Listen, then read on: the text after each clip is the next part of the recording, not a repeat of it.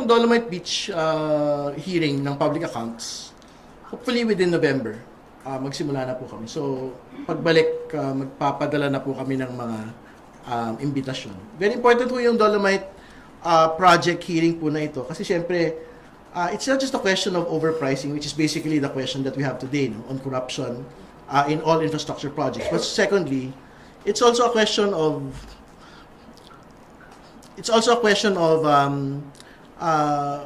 mahalaga ba or importante ba or kailangan ba yung ganito pong mga proyekto. Kasi basically yan din ho yung tanong eh. Hindi ba sa mga DPWH projects po natin yan. So for example, binanggit po ng DNR, I think a couple of days back, no, sabi nila, parang hindi naman kailangan yung mga ilan sa mga flood control projects na ginawa.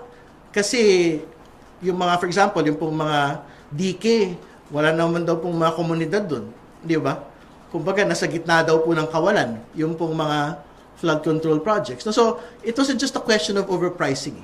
It was also a question of, was it ever necessary to actually fund these particular projects? And the same question will be asked on the Dolomite Beach project hearing.